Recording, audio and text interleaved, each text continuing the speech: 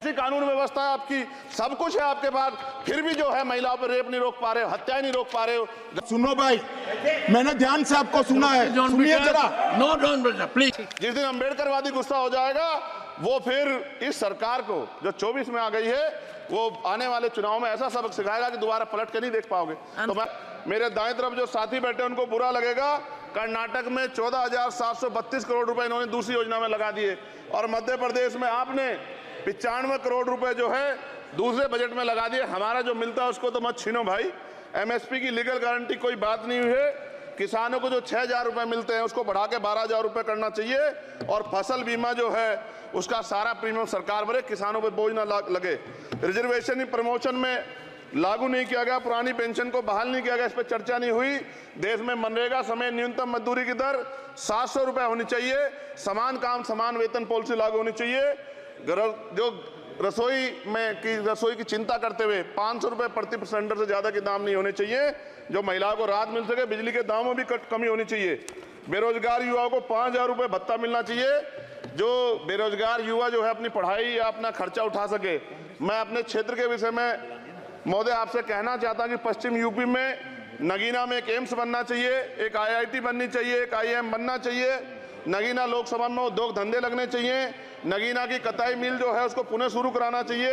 RRTC जो योजना है सरकार की उसको मेरठ से आगे बढ़ाकर मुजफ्फरनगर, सहारनपुर से नजीबाबाद नगीना होते हुए उसको नगीना तक ले जाना चाहिए। साथ साथ नजीबाबाद से मुंबई के लिए एक ट्रेन चलनी चाहिए और नगीना, श्योरा, किरतपुर में रेलवे के ओवरब्रिज बनने चाहिए।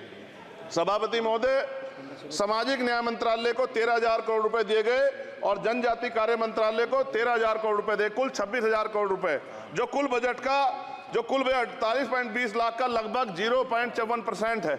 जबकि हमारी संख्या 25% से ज्यादा SC ST की और बहुजन समाज की मिलाओगे तो 85% से ज्यादा है।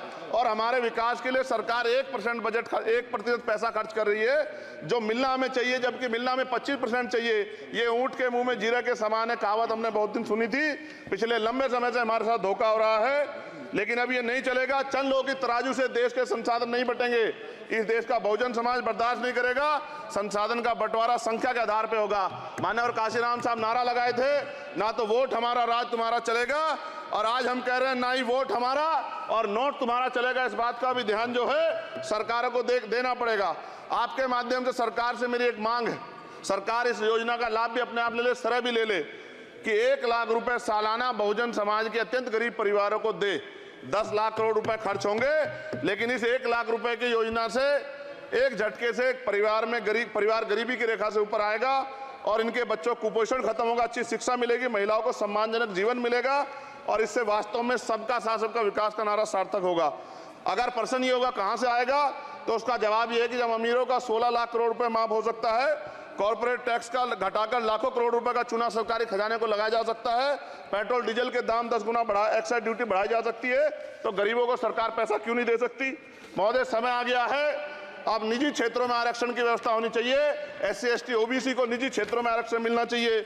और मेरी आपसे ये भी मांग है, क्योंकि अब समय की मांग है और देश तेजी से आगे बढ़ रहा है, तो मैं कहूंगा कि सरकार का जो सबका साथ सबका विकास का नारा लगभग वो असत्य महसूस होता है, क्योंकि अल्पसंख्यकों में मुसलमानों, जैनों, सिखों, बुद्धिस्टों के लिए कुछ दिख नहीं रहा, उनकी कल्याण कोई योजना नहीं है। मदरसों को जो बजट मिलता था वो कम कर दिया गया है। आर्थिक तंगी से लोग मर रहे हैं। इंटर्नशिप की बात हुई है, परमानेंट रोजगार नहीं है। और दिल्ली में क्या हुआ बच्चों के साथ कल, उनकी सुरक्षा की जिम्मेदारी क्या है? वो आए तो बनने थे IAS IPS और बन क्या गए, लाशें बन के गए। यहाँ से कोई ध्यान नहीं दे रहा है, किसी की नजर नहीं है। साथ साथ मैं आपसे ये भी आग्रह करूंगा कि हम ग्रामीण क्षेत्रों से आए लोग देश से बड़ा प्रेम करते हैं और हम ये महसूस करते हैं कि सरकारें हमें सुनेंगी, सरकारें हमारे बारे में सोचेंगी। लेकिन ऐसा महसूस हो जाता है आज़ादी के 75 साल बाद, और जिसको अमृत काल कहा जा रहा है, आज भी SC ST OBC के लोगों पर अत्याचार हो रहा है। अभी 2 दिन पहले गोली से उड़ा दिया गया गाजियाबाद में और राजस्थान में गर्दन काट दी गई। ये घटनाएं देख कर डर लगता है, घर से निकलते हुए भी कि आने घर वापस लौटेंगे नहीं लौटेंगे। तो मेरा सरकार से आग्रह है, अगर आज़ादी के 75 साल बाद भी हमारी हत्या हो रही है, तो हमारी मां को भी दर्द हुआ होगा जब उसने हमें पैदा किया हो। हमारी बहनों को भी हमारे खोने का दर्द होता होगा। कैसी कानून व्यवस्था है आपकी, सब कुछ है आपके पास, फिर भी जो है महिलाओं पर रेप नहीं रोक पा रहे हो, हत्याएं नहीं रोक पा रहे हो, गरीबों, दलितों, पिछड़ों, किसानों, मजदूरों की जान नहीं बचा पा रहे हो। किसान सुसाइड कर रहा है, नौजवान सुसाइड कर रहा है, और बड़ी बड़ी बातें होती हैं, इधर भी अच्छे लोग हैं, इधर भी अच्छे लोग हैं, लेकिन अच्छाई तब होगी जब जमीन पे भी कुछ काम दिखाई देगा। और जमीन पे महोदय कोई काम दिखाई नहीं दे रहा है। जब कोई योजना की बात आती है तो सरकार हमसे मुंह मोड़ लेती है। आप बताइए, एजुकेशन का बजट कम कर दिया, हेल्थ का बजट कम कर दिया। मैं अपने क्षेत्र में गया तो आप विश्वास कीजिए, डॉक्टर नहीं है, स्कूल में मास्टर नहीं है, और कोई भर्ती ऐसी नहीं जिसका पेपर लीक नहीं होता है।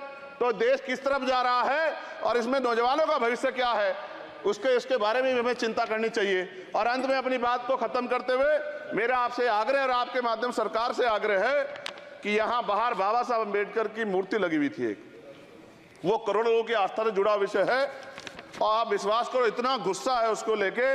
मेरी आपके माध्यम से मैं हाथ जोड़ता नहीं हूं, लेकिन मैं हाथ जोड़ के आपसे आग्रह कर रहा हूं कि प्रधानमंत्री जी, सरकार से हमारी आग्रह कि वो अम्बेडकर वादियों के सम्मान का ध्यान रखते हुए, उनके जो है दिल की पीड़ा को समझते हुए, उनके दर्द का ध्यान रखते हुए उस मूर्ति को पुनः स्थापित करा दीजिए।